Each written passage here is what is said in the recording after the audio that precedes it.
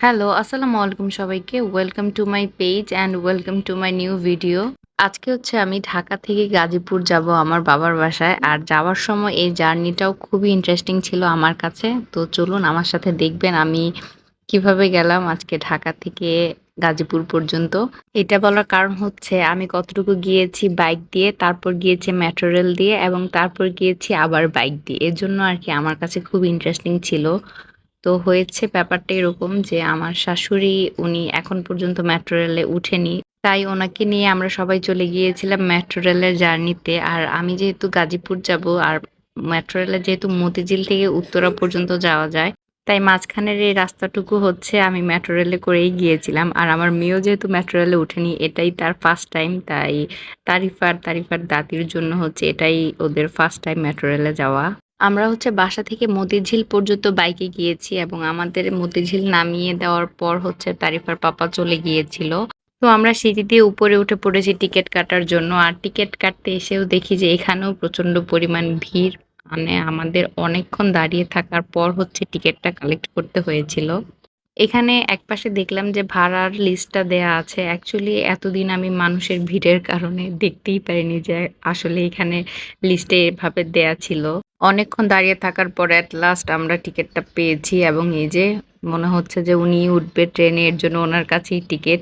তো উনি তো টিকিট নিবেই, এজন্য আমাদের হাত থেকে কেড়ে নিয়েছিল ওই টিকিটটা। মেট্রো রেল হওয়াতে অনেক ইজি হয়েছে আসা যাওয়ার রাস্তাটা। আমার কাছে তো তাই মনে হয়। আপনাদের কার কাছে কি মনে হয়?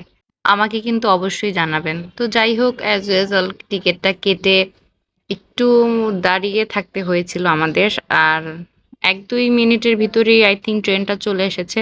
আর এখানে হচ্ছে আমার মেয়ে তার ফুপাজানের সাথে হাঁটছে। অ্যাকচুয়ালি বাসায় দেখলে কিন্তু ফুপাজানকে উনি খুবই ভয় পায়। ফুপাজানের কোলেই যেতে চায় না। আর এখানে এসে মেট্রো রেলে চড়ার আনন্দে ফুপাজানের সাথে লিটারেলি দৌড়াচ্ছে।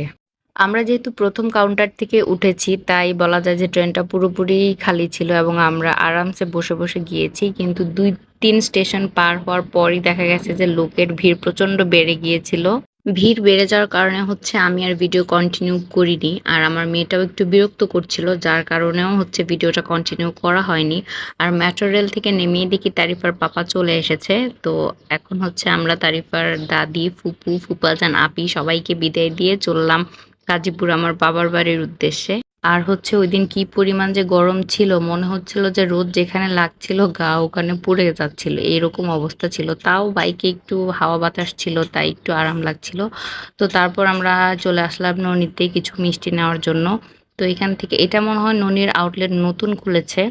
আমি এর আগে এই আউটলেট থেকে মিষ্টি নিইনি। আমি যেহেতু প্রতিবার ননি থেকেই মিষ্টি নিই, কিন্তু এই আউটলেটটা দেখলাম যে এবার নতুন খুলেছে, তাই হচ্ছে এই আউটলেটটাতেই ঢুকলাম। আউটলেটটাই শুধু নতুন, আর মিষ্টিগুলো তো সব আউটলেটে যেরকম থাকে এই আউটলেটেও সেরকমই ছিল। তো যাই হোক মিষ্টি নেওয়ার পর হচ্ছে এখন চলে যাচ্ছি।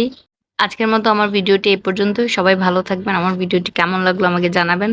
সো টাটা বাই বাই, আল্লাহ হাফেজ। Next video. আসসালামু আলাইকুম।